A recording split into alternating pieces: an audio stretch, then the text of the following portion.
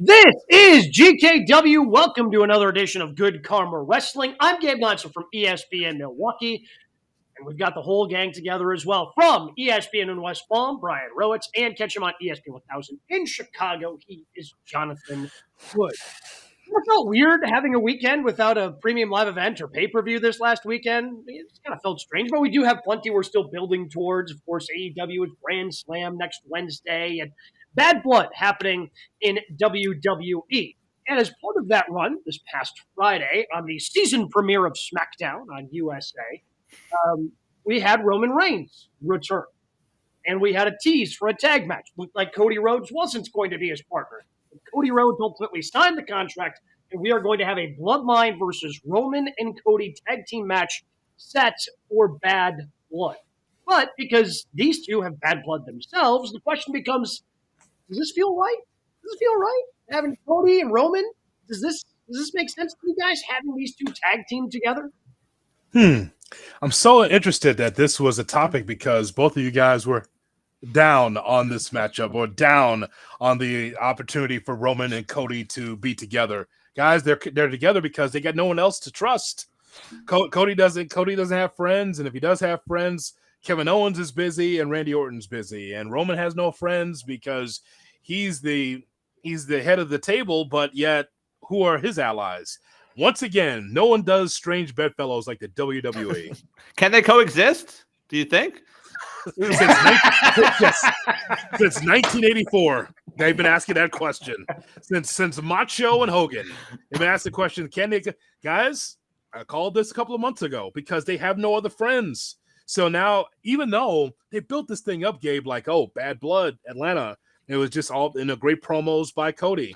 I didn't know it'd be a tag team match, but here we are. I actually applauded the original Cody thing. I was like, I'm not teaming with them. Like, I'm done with them. I was like, all right, like a wrestler, a face, not being a dumbass. Being like, this guy's been on me for 2 years now. He's gone through all my friends. Like, I'm not going to team with him.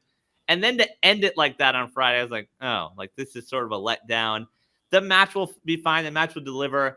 I still think with the Bloodline without The Rock, like it just feels like we're just treading water at this point. Like it doesn't make sense yet to have these two as a tag team. No, especially because there hasn't been any like Roman spoke for the first time on Friday. Like we haven't had Roman. Yeah. And he barely spoke. Like the other times we've had Roman since WrestleMania, he just shows up, hands out a spear, or he's been taken out by the Bloodline, but we've not had a microphone in front of his face. So this is the first time we hear him speak. This is the first time he has a microphone, and it's not like he gave some sort of impassioned speech. I mean, he just handed it to Cody and he signed it. I think you could have, if this is where you ultimately ended up, maybe done a better job of at least building up to it, because we still have time until we get to Bad Blood, unless Roman doesn't have any dates that he's going to be doing, showing up before Bad Blood. But it just, like you said, this is something WWE has always done, and that's obviously not changing under Triple H because, I mean, he's been in a few of these strange bedfellow tag teams himself over the course of his career. But I just think unless Roman's turning on Cody and this whole thing was a ruse and Roman's aligned with the Bloodline the entire time, I don't know how excited I could potentially be for this. So you two are out on it. You're going to be out on it because you guys said a month ago you're out on it. Make sense. So you're out on it. Okay.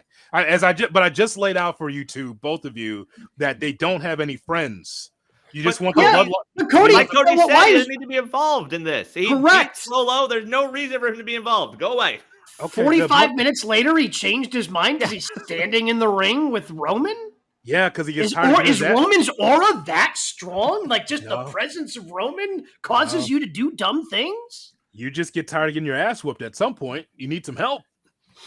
I mean, if it's for both of them, who's going to help those two? That's the only reason why that I saw this coming, because it's on the WWE. Cody should have allies, and Roman is by himself. Roman's, by the way, the same guy. By the way, yeah, nothing's changes. Like the same verbiage, the same guy. Even though he's appreciated a lot more, he's the same guy. Kind of like Steve Austin when he turned heel. Didn't change. Same guy. I saw people point out on social, which I agree with. Like, if you're one of Cody's friends, the Rollins, the Ortons, the KOs of the world, that's gotten your ass beat by the Bloodline for years, shouldn't you be pissed at him that he's now teaming with Roman? Like, they've dealt with Roman. They were trying to knock off Roman. They finally do. It's like, all right, now we're friends. Like, there's just too many holes right now. Like, we talked about it last week with Brian and Nigel and what they're doing at Grand Slam and the holes there. This is AEW-ish with like the massive holes in the story right now. In terms of the long-term, exactly. That's why I wish there was a little bit more to it. Like, yeah. Again, Roman said like 6 words. I don't know what it was. He didn't say much. Like, he didn't say enough that he should have changed Cody Rhodes' mind about the whole thing. I honestly, when Cody said, no, I'm not going to do it, I got excited. Like, that made me excited because I thought that was going to stand pat of, ooh, okay. So who's going to come? Is it going to be Jimmy? Is it going to be some other member of the bloodline that hasn't been introduced that's going to align themselves with Roman? I mean, who are they going to dip into? Because I thought they would eliminate Cody from the story. And again, like, if Cody, they need to separate Cody from this story. I know Cody's going to come back in eventually with The Rock, with Roman, and all these things as we get close to WrestleMania or whenever it is The Rock comes back. But I just think that he needs to separate himself, stand on his own 2 feet before he comes back to the bloodline. Because again, the only interesting things that Cody Rhodes really has done in his time as champion, it all revolves around the bloodline, man. Like, his feud with Brock was fun. And they got him away, and then they bring him back in. The best stuff, it still stands to this day. The best stuff he has done in WWE is with the bloodline. And in order to separate himself, he needs to step away and tell his own significant stories. Because even him finishing the story is the bottom of the 4th of the bloodline story. Like, him finishing his story is a part of a much bigger thing that's going on. You know, what's so interesting about that whole thing with Cody, when he told Nick Aldis, I'm not gonna sign this, I'm not gonna be in this match. It's the first time I remember Cody being booed in WWE. That was different.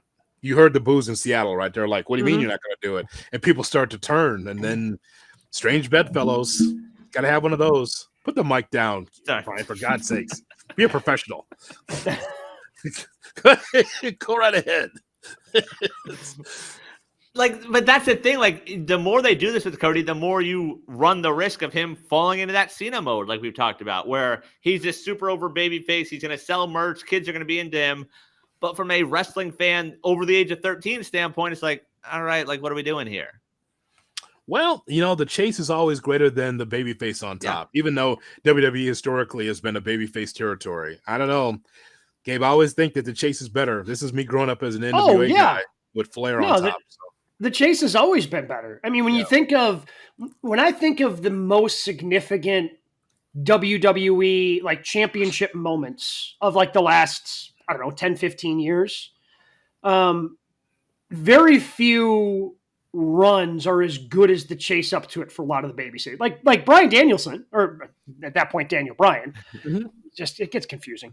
At that point, Daniel Bryan, when he's going through the Yes movement and he's a B+ player and he's going up against the Authority, and granted, and it's an unfortunate, side note of his career, he got hurt really before the momentum could really start to build for his run. I mean, one of the most significant cash-ins in WWE history, like one of the biggest pops, is when Dolph Ziggler did it. Now, again, he got injured, so it didn't work out. But even like CM Punk had a great run over a year plus. But I would argue the stuff before he became the champion for the 400 plus days that he was champion was more interesting, as he was trying to chase down John Cena, and we had the Summer of Punk, and he's going up against all the different factors that he had to face. Like, it just seems like to me, these baby faces, when, again, the chase is more interesting, but you can still tell interesting stories. It may not be as good as the chase for Cody, because again, nothing's going to top for Cody. This is my story. This is for Dad. And when the wrestling fan base already has that connection with Dusty, like, you're not going to be able to top any sort of, that's going to be the culmination. That's going to be the greatest thing, if not the greatest thing he does in his entire WWE career, is winning that first championship because of what it meant to him, what it meant to his family. But they still haven't really done anything with it. They haven't told that many significant stories, and they need to start doing that if they don't want his character to get stale. Well, I'd even throw out, in terms of this show, October 5th in Atlanta, is this the main event of Bad Blood, this tag match? Because you've also got Punk and Drew in Hell in a Cell. That's the main event right there. Hell in a Cell, yeah, because WWE is not AEW. Like AEW, 85-90% of the time, the World Heavyweight Championship is going to main events. And there are exceptions, like we just saw with, the lights out cage match. But WWE has never had a problem with not main eventing with one of their, assuming that, eventually Gunther somehow accepts the challenge from Sami Zayn. But WWE's never had that problem. Where they so won't that's the thing, like that's where we are in this Bloodline story. That's not even the main event of this show. Roman's first match since Mania, him teaming with Cody, and it's like, well, it's not the main event. I mean, if I'm booking it, it's semi-main or it's in the middle of the card. It's not early in the card like Cody and Kevin Owens. Sure. I think that there's you're not gonna do the Brock Lesnar. All right, let's just lead it off and let's get Brock out of here. All right, let's just put on Roman early so Roman can get out of here. Gabe, that's how you and I got morning shows. Book us early and let's get out of here. Get out of here before the real people get in for work, man. Like, just get out of here. Let's just get out of here, man. There's golf and brunch to have, man. Let's just get out. MJF learned from Brock in that regard too. Yeah. Just if I'm gonna lose, just get me out early, please.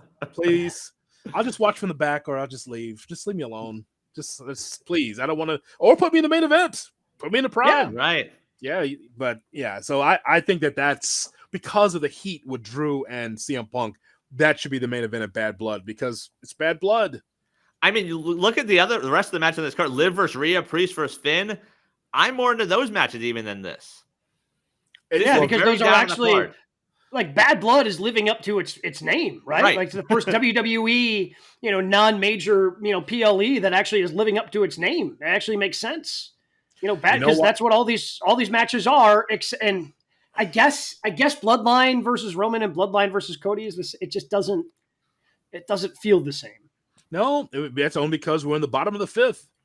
Wait until The Rock gets here. That's the whole thing. This is all just simmering until The Rock comes in January or whenever he's going to come for Netflix. Because when we get closer to WrestleMania, that's when Rock will come out. That's when more Polynesian wrestlers will come out.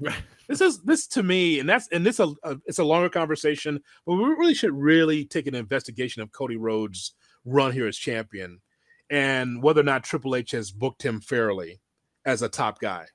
Yeah, it has a Rey Mysterio, Chris Benoit, CM Punk kind of feel to it, and where he's the guy. He's the guy, but not booked as the guy in blood feuds because Nakamura doesn't do it for me, pal. No, and that's the thing. Like, and AJ Styles hasn't been seen on television since they feuded. And AJ Styles made a ton of sense. I think we talked about it at the time because you want the same reason why Randy Orton made sense for Gunther.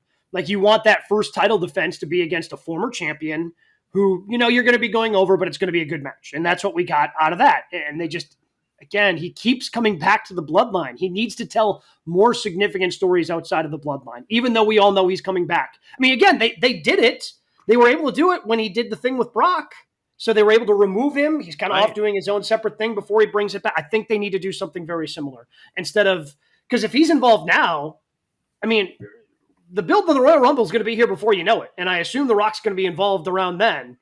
Like he's basically just locked into the bloodline now and through Mania. And I think that's a disservice. War Games, like is he somehow part of the War Games match in November? Like, get away already. Yeah. Yeah. Oh God, if he's involved in Bloodline Civil War, that's bad. That's just bad. Maybe a 220-pound Batista will be part of it. Who knows? Saw him recently. My God, he's disappearing before our eyes. Yes, he is. We got some other stories we want to dive into. What are some of we call it the 3 count, other top 3 stories in the world of professional wrestling? What's number 1 this week? All right, 6 days away, Arthur Ashe, AEW Grand Slam, Bryan Danielson versus Nigel McGuinness, Moxley versus Darby Allin for Darby's title shot, Mariah May versus Yuka, and the Young Bucks versus Ospreay and Kyle Fletcher. Also, Hook versus Roddy Strong, that'll air on Saturday. Let's get those predictions in for AEW Grand Slam. Whew. Well, first and foremost, I am going to say that somehow, miraculously, Bryan Danielson is cleared by the doctors, and we are indeed going to get the Danielson versus Nigel McGuinness match. That's about as safe as we can get, right? Like feels. Hopefully, the doctors make the right decision and put him out there. Yeah, That's the problem. Yeah. The doctors keep putting them out there. Fair. That's the problem. Pro Wrestling's Tua Tagovailoa will be out there Grand Slam. It's just a back injury. Back injury. We're good. Let's compare fencing positions. Oh man.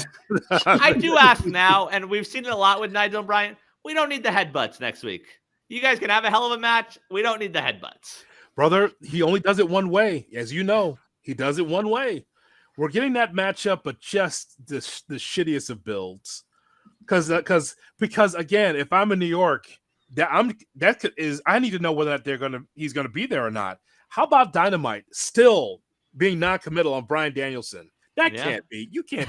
That's not how you do business. What happens is in Wilkes-Barre, Pennsylvania, here comes Bryan Danielson and says, I will take on Nigel McGuinness. And then that's how you do it. That's wrestling. I don't know what that was last night. What was that? Like, he has to come out and say, I will take on Nigel McGuinness. You didn't even get that. No. I mean, the video package they put together was good about, hey, explaining the history between the two. Like that video pack. But again, that video package, you know what makes that video package better? Knowing we're getting the match. Well, maybe you guys should tune into Rampage. Maybe that's where you're getting that reveal. Well, but Rampage is going to be going away soon. R.I.P. I'm pouring one out. I'm a little sad. It will?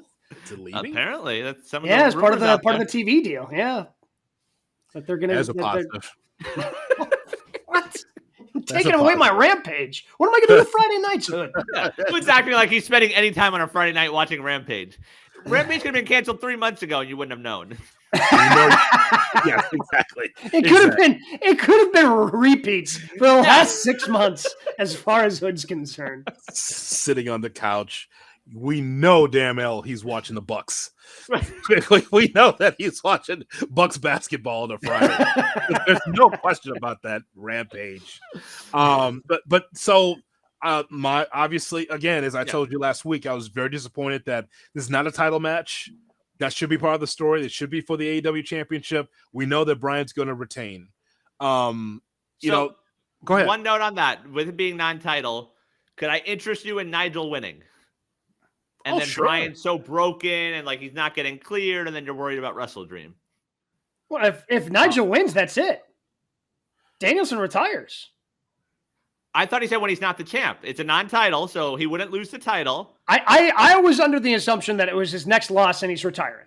I think he said he won't drop the title that way, so he still would be the champ. We're playing with way too many words there. We're playing with way too many words. Brian, way too many wordplay. Right.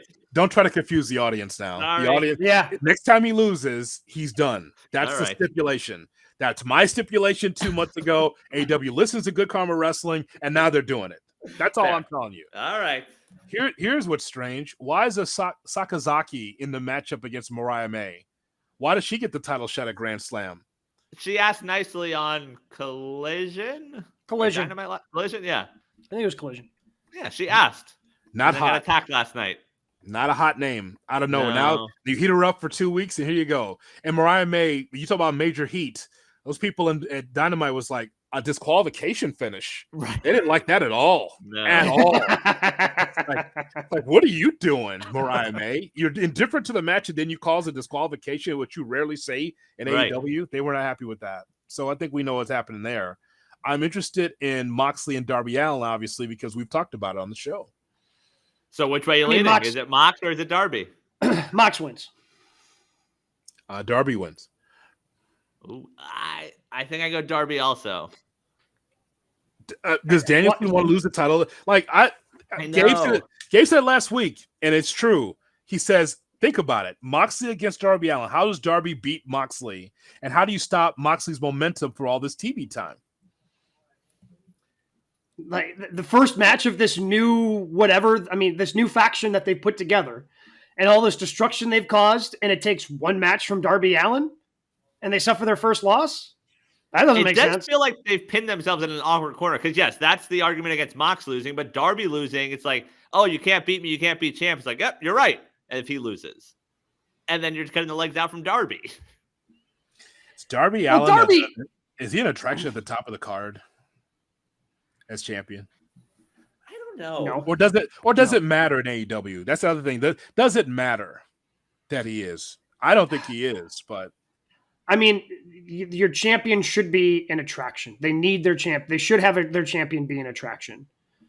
And right now, hopefully with Danielson, even though it's likely going to be a short-lived run, he is able to restore some of the prominence that they had early, and whoever that next champion is going to be able to carry that torch. I don't know if Darby Allin's that guy to carry the torch. I mean, if you want to talk about legitimate champions, like putting the belt on Mox, like Mox is the ultimate company guy, right? Like if Mox is the one now, even though I'm a huge Jon Moxley fan, I don't think he should be the one to retire Bryan Danielson because I mean, Mox is already one of the top 3, 2, 1 guys in AEW. He doesn't need the rub of retiring Bryan Danielson. Like having that person, again, we talked about Daniel Garcia, who knows what his contract is. He hasn't been seen now since the last pay-per-view either. I mean, maybe the rub to Darby goes well, but I don't see Darby being AEW World Champion. I don't see it. The way I see it, like him winning makes him into an even bigger star. So maybe we don't see it now, but him after beating Bryan, I think you look at him in a different light. I think, but isn't he like going to climb Everest soon? Oh yeah, there's that part. And he gets hit by buses and whatnot. But with the championship, though, that's the thing. He's climbing that picture. But he's going to leave the gold. He's going to leave the gold at the summit of Everest. That's what he's going to do. He's going to hold the title up. Tony would be able to say his company's the only one to have their world champion at the top of Everest. That'll be the only belt up there. I think that Darby Allin's winning, and I'm not saying it's the right call, but I think that Danielson wants to drop the championship to a Pacific Northwest guy. And so that's why this match is going to be really intriguing.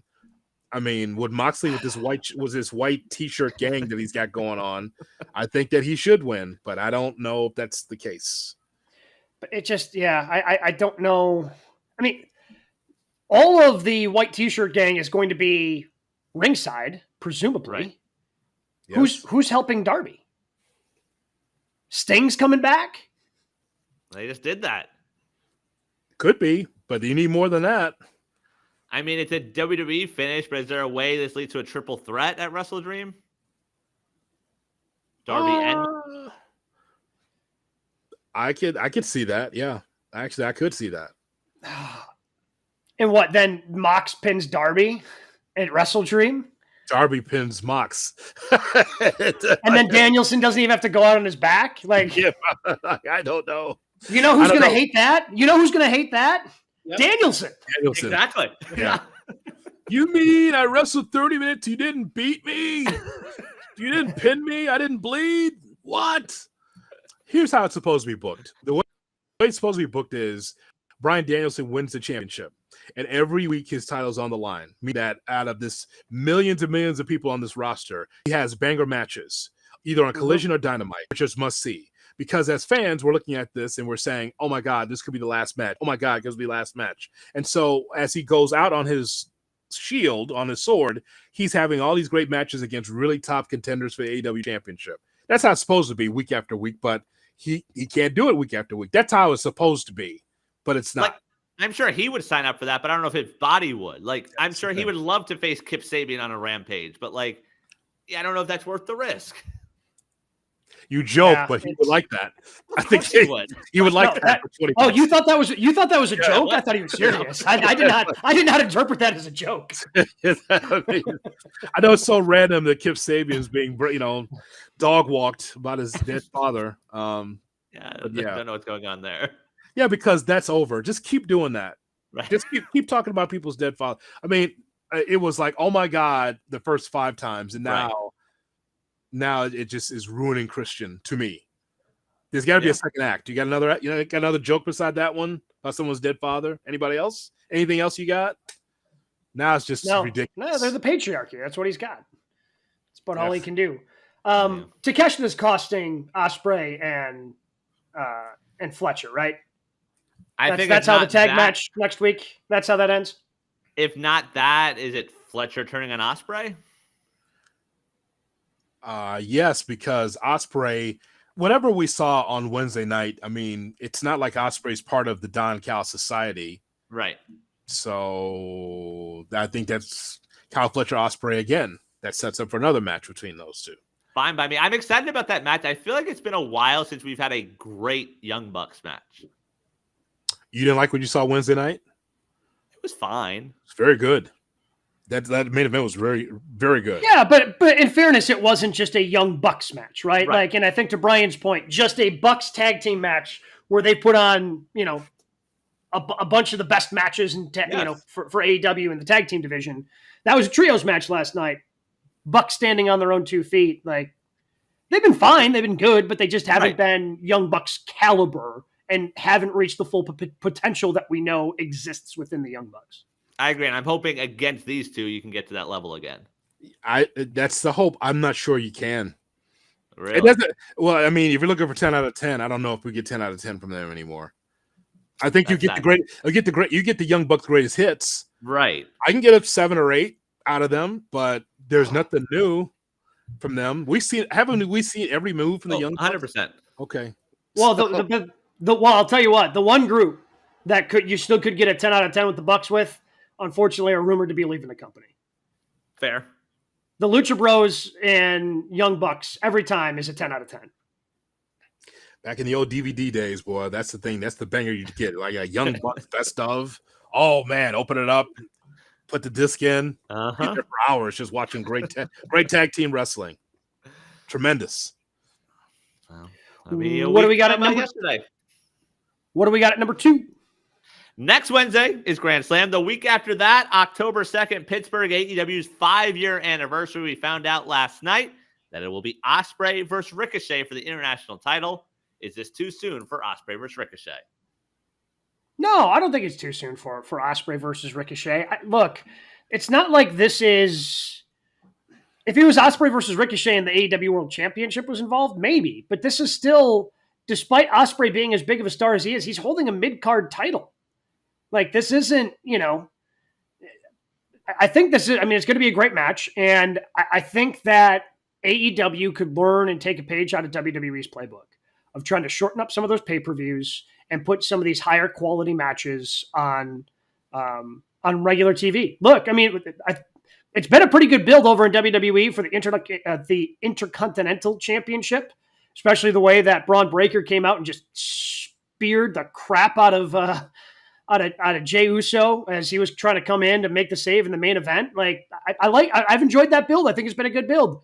Guess what's going to be on Monday Night Raw next week? That Intercontinental Championship. That's not making it to Bad Blood. They're not putting that and saving that for the premium live events. So I do not think it is too soon for Ospreay versus Ricochet. I think you want to display these two, and if it goes right, I mean, they could have a fight forever feel where you can always heat it up just quickly, like we've seen with other feuds that they've done. Most recently, obviously, being Swerve and Hangman. Okay, a couple of schools of thought here with Ospreay and Ricochet. So Ospreay told Ricochet, "Hey man, you gotta get your bouts up, get some matches." So how many matches has Ricochet had in AEW? 2? 1, 2, yeah. Okay. I think 1 since that conversation.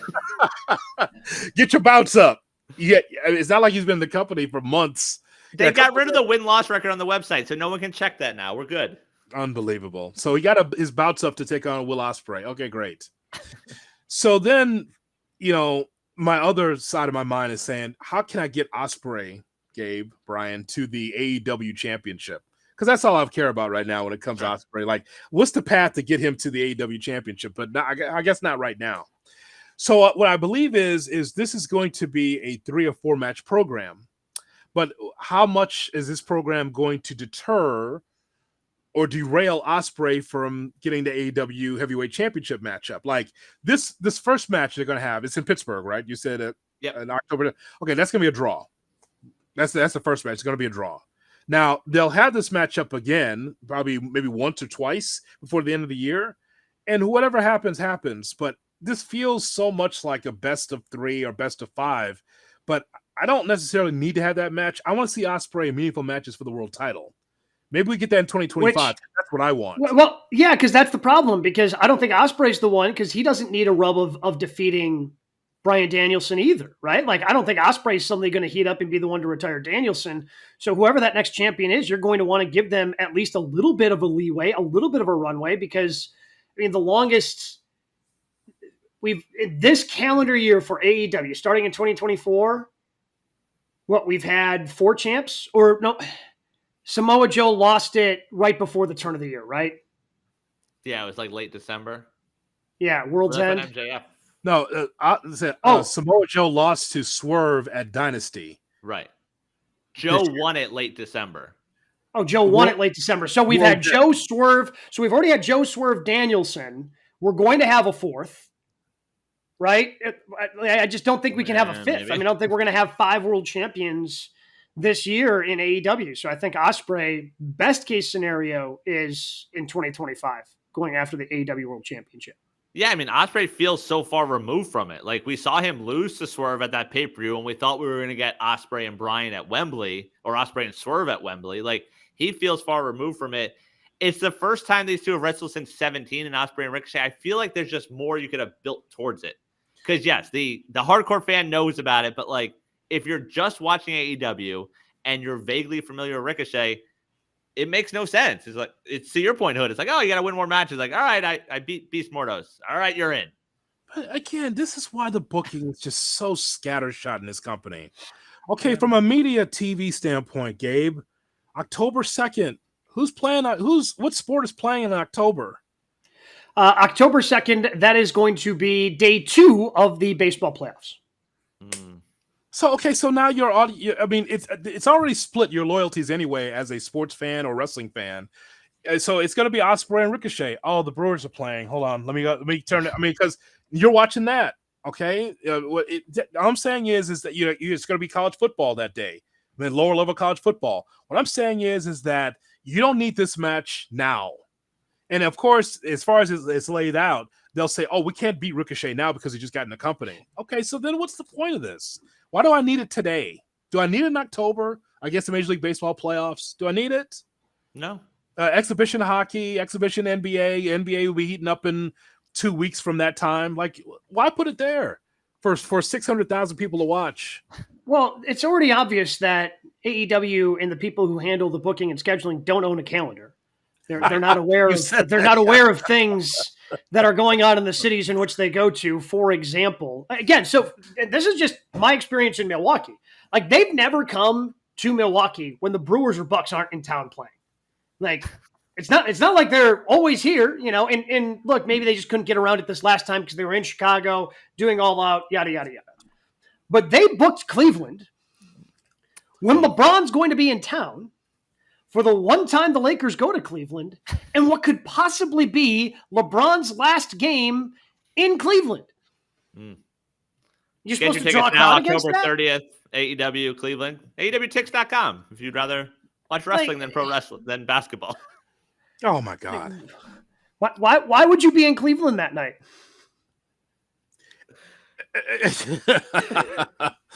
And they're gonna be. I'm sure that's at Cleveland State, right? So at the Wolstein Center, more than likely. I'm sure that's where it's going to be because LeBron's going to be at Quicken Loans. Okay. So that's where it is. So a bunch of empty green seats to see, while LeBron is in Cleveland. Maybe they thought the Cavs game would be a day game, getaway day. You know what? Maybe. No. What is this, baseball? He needs to go. That's it, Brian. I'm just trying to help out. I mean, but we just laid it out again. Don't think you're so big that if there's another sport in the same city that you think you're going to outdraw them or people have interest. Just like that. That's the growing pain. They're 5 years old. You're 5 years old. You got to be better than this. After 5 years old, I mean, let's make it sports, Gabe. Let's just make it sports. Your franchise is a new franchise. It is supposed to be a game changer. You're there 5 years. You're an expansion team. You suck in the first year. You're trying to build in the second year. Okay, so now in the third and fourth year, you've got talent, draft picks to be able to at least sniff the playoffs, no matter what sport you're talking about. You're 5 years old, you're still making these same mistakes. And look, I understand they want a big, because that's going to be the 5th year anniversary, right? Like that October 2nd show. Yes, you're going up against Major League Baseball playoffs. It's the way it goes, but it's still your 5th year anniversary. So you want to have a big match. You want to have a big pay-per-view event or a big pay-per-view type event for your 5th anniversary. I get that. And that's what I believe this is. Because, again, right now, Bryan Danielson's the champ, and I don't know if he can wrestle. He's wrestling the week before. I don't know if he can wrestle every week right now. And also, you're putting all these title matches on Grand Slam. Like, are you having the champs roll back out there the following week if you're going to try and make this a big anniversary show? I don't know. I have no idea. 5 years ago, I thought they were in Washington. Somehow they end up in Pittsburgh. And if Dr. Britt Baker's not there, or if she's not on the card, now Pittsburgh fans won't be there. She's the draw in Pittsburgh. That's the only reason why you go, to wave the towel. Yeah, whatever. Who knows what she's up to? Yeah. I mean, it just seems like anytime they do good stuff, they just can't help themselves.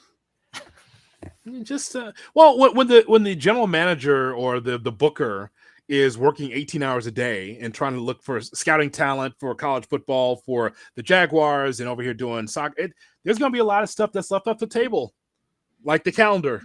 I feel like that's a basic one, but I digress. Speaking of the calendar, coming up on the CW, NXT debuting on the CW. They're going to be in Chicago. They keep building big things. You're going to see a lot of big-time stars on NXT and the CW in the first 2 episodes in October when they switch over. Jaida Parker is a star within NXT, and earlier this week, we had a chance to catch up with the NXT superstar, Jaida Parker.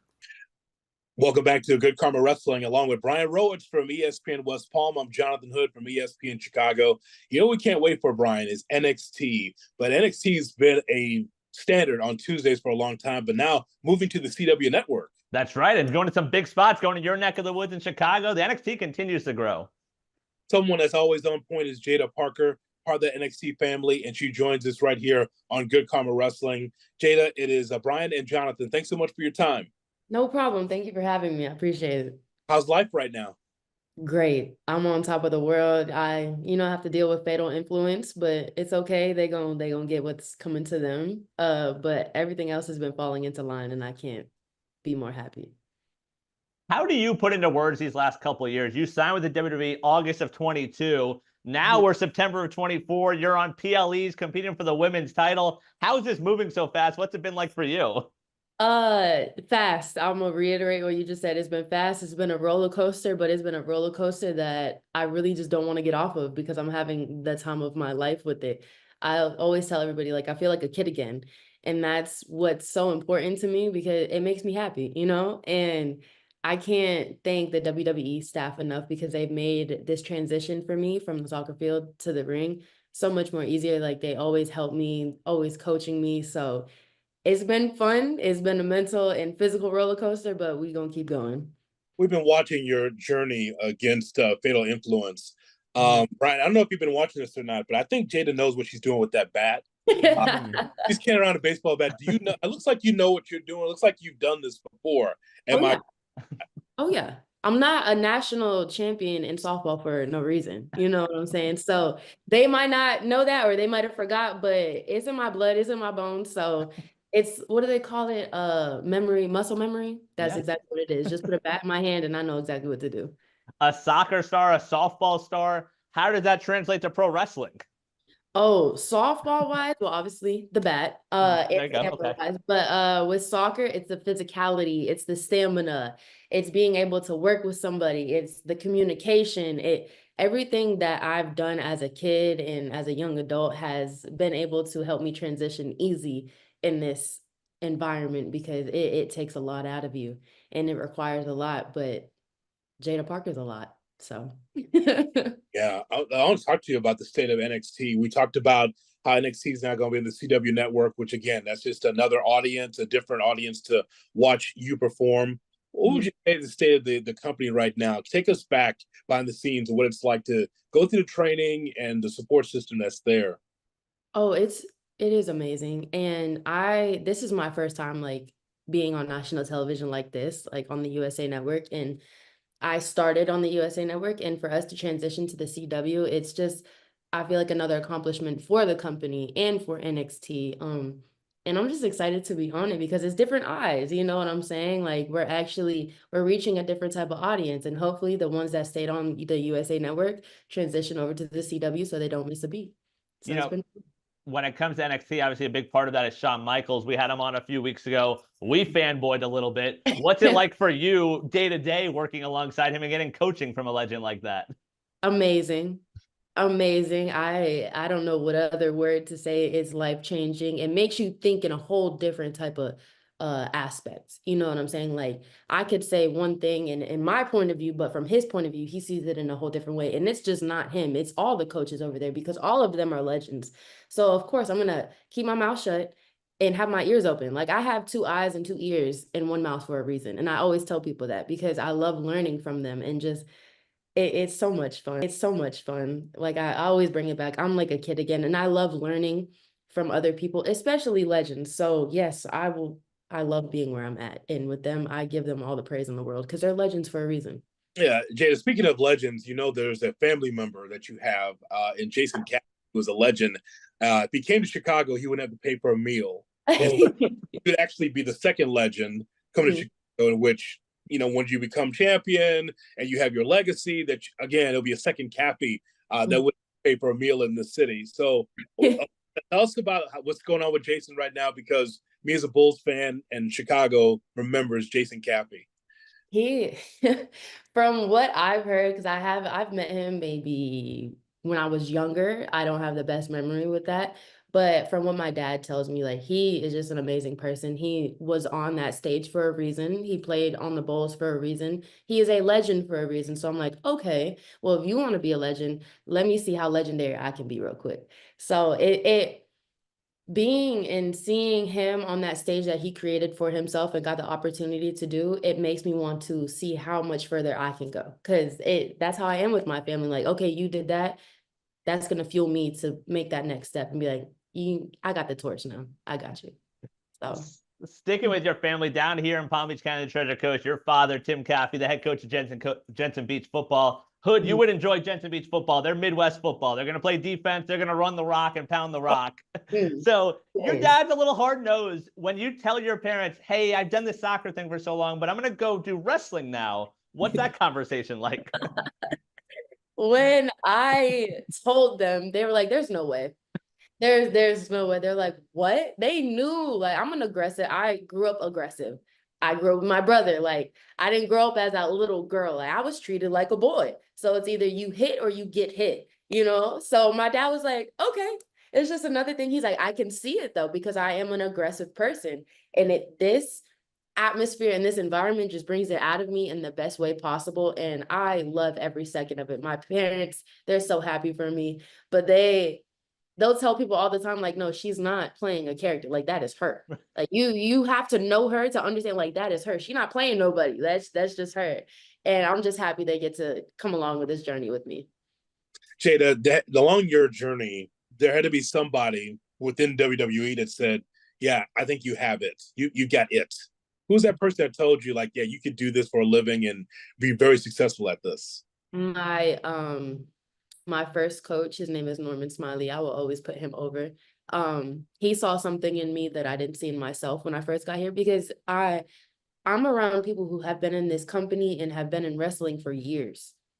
And for me, like, I'm a small fish in a big pond. You know what I'm saying? So I have to adapt to them. But when I first got here, he's like, keep doing what you're doing. Like you have a dog in you, and all the coaches say that they see something in me that I'm just now seeing in myself. And I appreciate all of them for doing that, because if not, I wouldn't have the confidence that I have.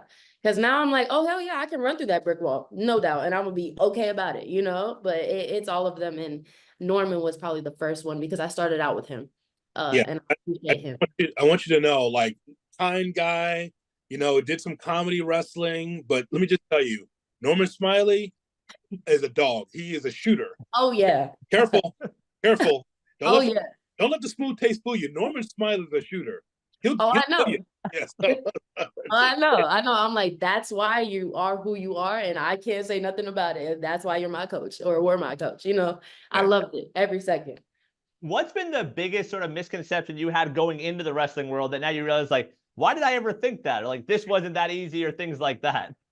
The biggest misconception that everybody has is like, oh, it's not real. It's scripted, this, that. And okay, well, why don't you take 2 seconds out of your day, maybe even 2 hours out of your day, and you go take a bump. You throw yourself on the floor and you tell me how your body feels after 2 minutes. That's all, you know? And I'm just like, I'm not used to being on the floor. I'm used to putting people on the floor, on the field, you know? So I'm not used to like getting hit like that. I'm like, oh, okay, that's what whiplash feels like when I do it to myself, you know? So that's where I'm like, this is very real. The bruises, the cuts, the blood, all of it is very real, but it makes it so realistic that people feed into it because they're like, oh, it's a story. We're all telling a story, but if I can get you in and like invested, oh, I did my job.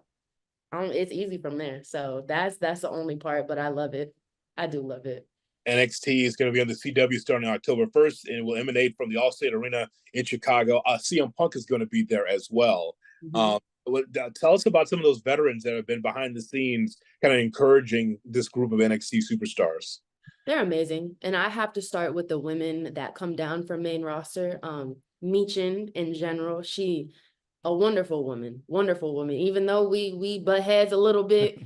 But she is a wonderful woman. Natalya, oh my goodness, a legend. She always has an open mind, open heart, and everything. She's so genuine. Shayna Baszler, they all come down. Chelsea Green, and no matter what it is, they're so willing to help us. As long as we're willing to listen, they're always willing to give us knowledge. And just last night, CM Punk, I know I've seen a lot of them come around and they're just so willing just to sit there and have a conversation with you about getting you better because they've done their time, you know, and they're there for a reason. They are legends for a reason. They're just always open to coaching us. And I love that about all the vets that come down here. There's not been one vet that is like, I ain't got the time for you, you know, unless they're like about to go do something. I know my spot, you know, I know my place, but all of them that come down from main roster, even the ones that are retired, I respect the hell out of them because they're still willing to teach us coming up. And I respect the hell out of that. So on that, I mean, it seems obvious a legend comes down there. You want to listen. You want to learn from them. Not everyone has that mindset. How do you get to that point to be like, yeah, I want to listen to these guys and girls? I've always been like that from when I was younger. I'm a very observant person, but when something has my interest, like wrestling has my undivided attention and interest, I want to dial in on it because I want to get better. I see that you got to that platform and I'm like, hell yeah, I can do that. I know for a fact I can do that because if I couldn't, I wouldn't be here. So that I've always had that mindset. And I thank God for giving me that mindset because if not, I wouldn't be here at all. Brian, if you don't mind, I do have to ask a personal question to Jaida Parker. Okay. Right over her right shoulder, she has a picture of Lauryn Hill. I will ask you: is that part of your motivation music when you're working out? Is a Lauryn Hill on? Oh, all the time. Probably not when I'm working out because when I do work out, I don't listen to music. I listen to podcasts and like motivational and inspirational videos like Eric Thomas. Oh, that man can get me to run through any type of wall. Just give me 5 minutes listening to him. Oh yeah, it's up. But Lauryn Hill, she actually helps me write. I love writing poetry. She just helps me open my mind and it's just, she chose me, you know? So any off day, oh, she's on all the time. Her, J. Cole, Kanye, you know, all of them. Can we interest you in the podcast? Yeah, we got one for you. You got one right here. For wrestling, that seems like a good one. I got you. I saw you mention recently talking about dream opponents. One of them you mentioned Jade Cargill, which would be a 7-7-2 battle, Jensen Beach versus Vero Beach. What would it mean to share a ring with Jade Cargill? Well, that it's like a milestone for me, if I put that in the right word. But that would be a milestone because I see where she came from. And I'm like, oh, you was just down the road, you know? And I see the star that she created herself to be. And I can't do nothing but respect that. When she came down to the PC, she's so willing to learn. She's hungry, you know, and that made the hunger in me grow because I'm like, oh yeah, let's go. You know, I may not be a work of art that she is right now because she's like an action figure, but I want to be able to get there and to stand across from her and be like, oh, I made it. I did it. Her, Bianca, Natalya, all of them. But she's number one for me right now. I think anytime that we're in this business of entertainment, you have to have goals. What is your wildest dream in wrestling? The thing that you want to accomplish the most? The thing that I want to accomplish the most, and I say this all the time, I want to have my name in any room before I even step in it at all. You know what I'm saying? I don't want to ever step in the room and be like, oh, who is that? I want to step in the room and be like, oh, that's Jaida Parker. You don't mess with that one. You don't piss her off because she don't play about that, and I really don't. And that's one of my biggest things, is to always have my presence felt in the room before I even step in it. So that's what I want to do. You talk about knowing your name. You've had a few of those viral moments on social media where people are like, who's this Jaida Parker? Like, what's this wrestling thing? Right. How do you take in those moments when you see things going off like that? I actually, so I love it because I'm like, okay, they're wondering like who I am, but it also motivates me to be like, oh, you don't know who I am? Well, you about to find out. I just want to make them know who the hell Jaida Parker is, because she ain't going nowhere anytime soon. So Yeah, that's how that crowd is just amazing. It's a smart crowd, and they root for everybody. I mean, and that's not across the board, Jaida, as you well know. If you just put on any other wrestling show, it's not like the crowd is behind you because they have selected favorites, and that's how we are as fans. But what's that crowd do for you? Because they root and support everybody. They're live for everybody. Oh yeah. It's like an adrenaline rush. And I told them one time, like, they started cheering for me. I'm like, y'all supposed to be booing me, so it makes me want to beat their ass even. Oh, sorry. It makes me want to beat them like even more, And I'm just like, all right, y'all gonna boo at something. Like, and when I get it, I'm like, there you go. Like, that's what you're supposed to do. But it ignites a fire in me, like at No Mercy. When I heard the chants like Roxanne and they started saying Jaida Parker, I was like, oh no, I got my people. They know what's going on. And it gave me that second win to be like, no, let's do this. I'm trying to win this, So I do appreciate the crowd. I really do. You mentioned that Roxanne match. That was one of our matches of the week. That one hell of a match. Also the debut of Julia that night. As this locker room continues to add talent, how fun is that for you? Amazing, because I'm like, who else I got to beat? Like, I beat the people in the locker room. It's just another person that I got to either step over or they get out my way. But they can also make me better at the end of the day, because they're here for a reason, just like I am. So to me, if I'm not learning something new every day, I did something wrong. And I can always learn from them. In other sports that you've been in, obviously there's always film. Is that the same thing for you in wrestling? Like, Julia comes in internationally from Japan. She's wrestled out of different places. Is there film work where you take a look at your opponents beforehand? Oh, that's how I do, because I've always been like that.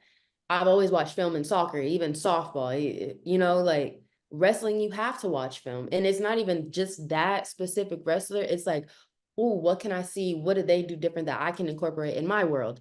And it's just, when I do watch film, it's not to see what they're doing. It's like, how can Julia fit in Jaida Parker's world? How can Jaida Parker fit in Julia's world? And how can we make that mesh to make a banger like me and Roxanne did, So that's the only part. That you did. Going to Chicago, going to St. Louis, making the move to the CW, the NXT continues to grow. What's been the biggest thing as you're watching film and watching yourself that you've noticed a difference, even from a year ago in your game? We're like, oh, look, I can do that now. My confidence. Okay. My confidence, and I've always talked trash, no matter what. I get that from my family. But I can see my confidence from my very first match to the one I just had with Roxanne. It is like night and day. And I'm like, this is why I'm in this business, because it helps me grow as a person, as Tiana and as Jaida. But I've noticed the confidence. I've learned that I'm a lot more comfortable in doing what I'm doing, because I wasn't one for like the spotlight, but when I'm in the ring, the spotlight is all on me. I was not used to that, because I played soccer for so long. It was on 11 of us, it wasn't just on, oh, what is Tiana doing? No, this is like Jaida. What is Jaida doing? And it's me versus her, and may the best man win. So that's what I've noticed in the past year. Always on point. Jaida Parker, NXT will move to CW on October 1st, and the first show will be in Chicago. The following week will be in St. Louis. So big test for NXT in the Midwest. Jaida, I'm glad you spent some time on Good Karma Wrestling. We'll be rooting for you. Keep that bat handy. You're going to need it. I got you. Jaida Parker, always a pleasure to speak with someone like, what was your guys' biggest takeaway? What? Oh, my takeaway is that how she was in an interview is who she really is. That she's not playing a character. She's real. She walks around with a baseball bat, looking to beat up some people. And she is related to Jason Caffey, which is we come to find out the cousin of Jason Caffey, who played for the Bulls. Bucks too? Was he with the Bucks for a couple? Yeah, he was with the Bucks for a little bit. Yeah. Yeah. So I mean, she has lineage. She is a former soccer player and softball player as well. So they, just like WWE, they scout athletes first to get into their WWE system. So pretty great story. Yeah, I think learning that my area down here, we cover Palm Beach County and the Treasure Coast, produces athletes. So the Treasure Coast specifically, 772, she's one of them. Jade Cargill, part of that also. And now they're both stars of the company. And I'm looking forward to that matchup. That's the area code, right? Yes, that is the area code, 772. Thank you. What do we got in news and notes this week, Brian? All right, let's start with NXT. This might be on the opposite of positive side. October 8th, we know they'll be on the CW. They will be in St. Louis. Randy Orton will be on the show, but it's going to be a different location. Originally announced for the 18,000-seat Enterprise Center in St. Louis. Instead, they'll be going to the 3,000-seat Factory in Chesterfield. Randy Orton will be part of that show. They also that night will be going head-to-head with AEW Title Tuesday. Look, I think that's a good move for WWE. I mean, if people aren't buying the tickets, I mean, NXT kind of has a feel outside of the, outside of their premium live events, right? I mean, they're just running it in a small venue anyway. So having the smaller, more intimate feel, I don't think is a bad thing. Just the fact, I know they wish they could have done the 18,000, but NXT is the third of the three brands WWE has. They're not able to run every one of them in NBA arenas or hockey arenas. Glad Vince isn't around. God damn, Randy, you're not a draw in your own hometown. Damn it.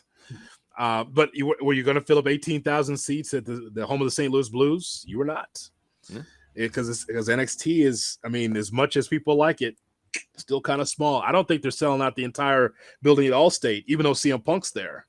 I think they moved it down, isn't it, Brian? I think it's like 8,000-9,000.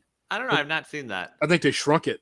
So, well, here's something that might sell tickets. They announced this week WWE's Saturday night main event comes back Saturday, December 14th, airing live on NBC. It'll take place at the Nassau Coliseum, the same place the first ever Saturday night main event took place back in 1985.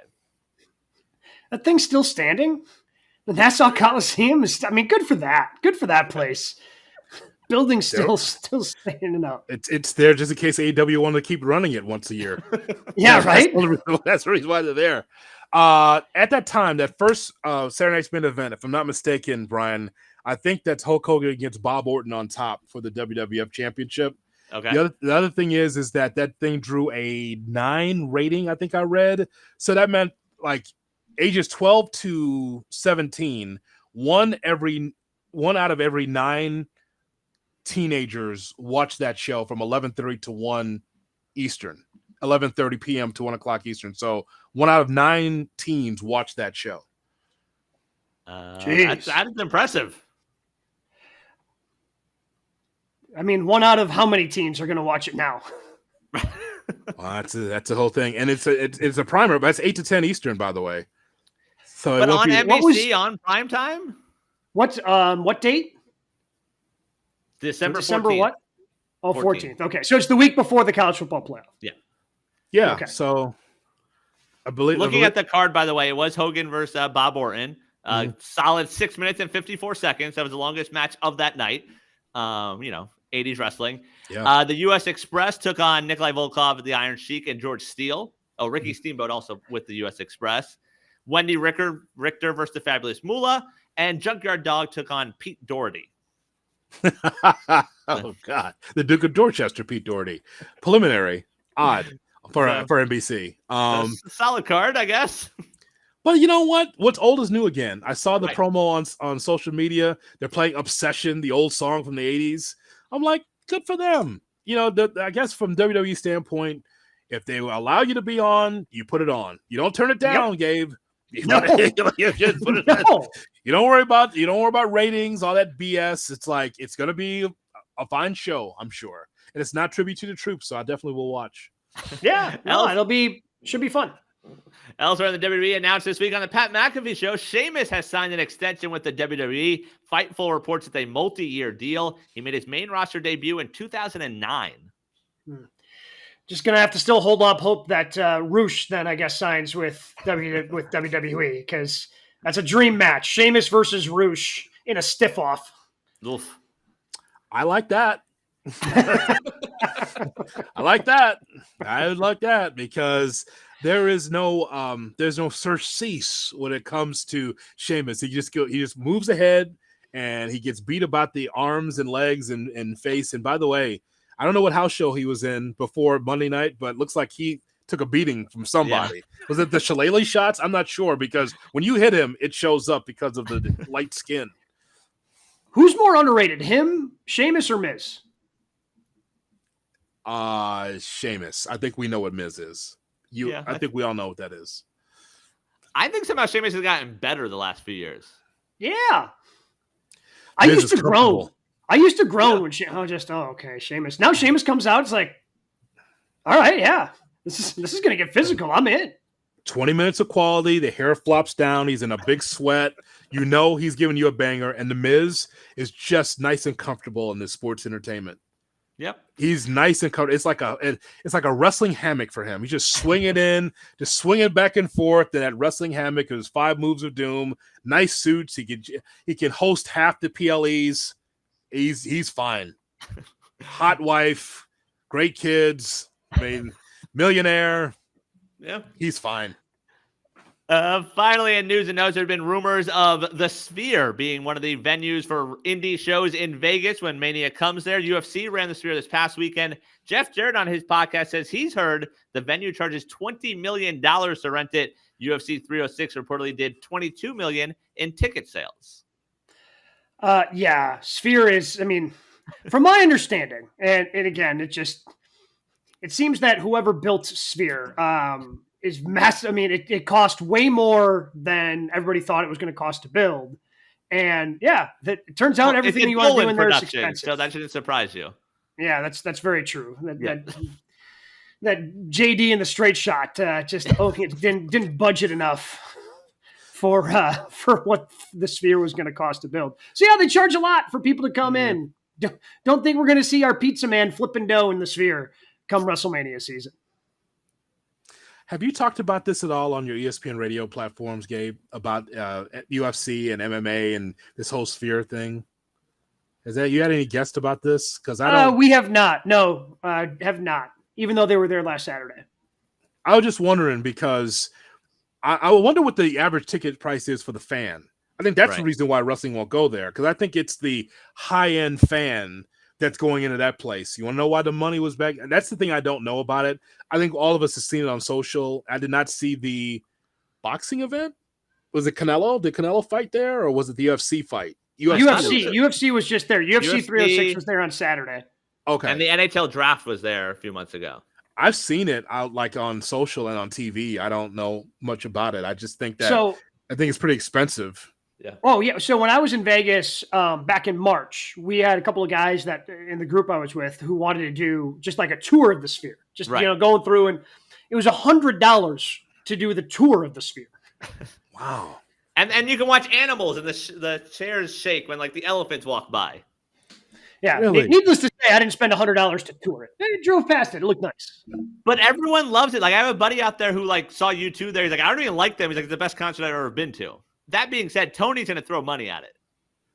ROH is definitely running a show there that Friday weekend. Money be damned.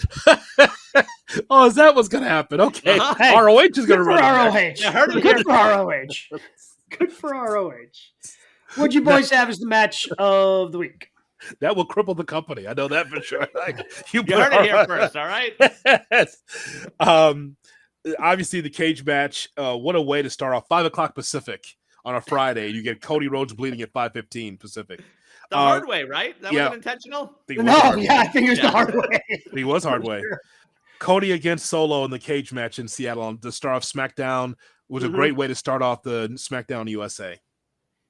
I had for Monday Bianca versus Io, like just randomly thrown in there, semi-main. Like I really enjoyed that match on Monday.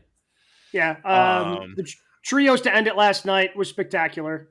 Again, not shocking, right? Oh, Will Ospreay put on a great match, and it gets mentioned on GKW.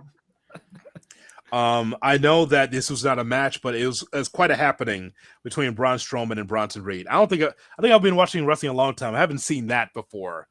Top rope snaps first, and then it's just all this hell, and Joe Tessitore is calling the match of his life. It was incredible. I don't think I've ever read on the back of the ticket that you might be used in the match as a missile. That poor fan. I mean, they can put. I mean, all the tickets are digital now, Rowitz. Right. Like they can put more fine print on the digital ticket. It's much easier, to kind of sneak stuff through like that.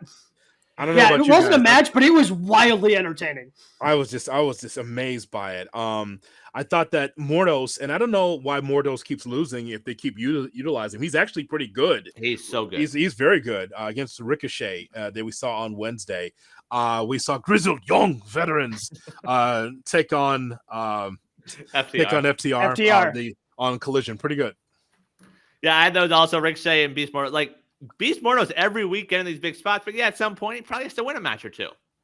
Yeah, what's going? I mean, you don't want to call him a jobber because he's putting on great matches, but he doesn't win. What's the term for that? I don't understand. Dolph Ziggler. He's not enhancement talent. Speaking of Dolph Ziggler, Nick Nemeth took on Moose. Glad you brought him up on Victory Road. Sold out in San Antonio on Friday. You know how wrestling's hot? You know why wrestling's hot? Wrestling's hot because you get you get SmackDown in Seattle, first time on USA in forever. And then TNA says, no, we're good. We're going to San Antonio. We'll sell out San Antonio. Yeah, they've been on a hot run right now with ticket sales. Good for over them. 2,000 people. Nick Nemeth took on Moose for the TNA Championship. 20-minute match. Very, very good. Very, very good. So, I mean, wrestling is at a fever pitch right now. I'm so happy that all over the place we can see quality wrestling. Yeah. And there's going to be quality wrestling next week. We are going to be doing a special show. It's not going to be on Thursday. Make sure you check us out after AEW Grand Slam. We'll be live right here giving you our reaction to everything happening in the world of professional wrestling. But if you've missed anything in our past, make sure you comment, subscribe on YouTube, youtube.com/@GoodKarmaWrestling. So again, Wednesday next week,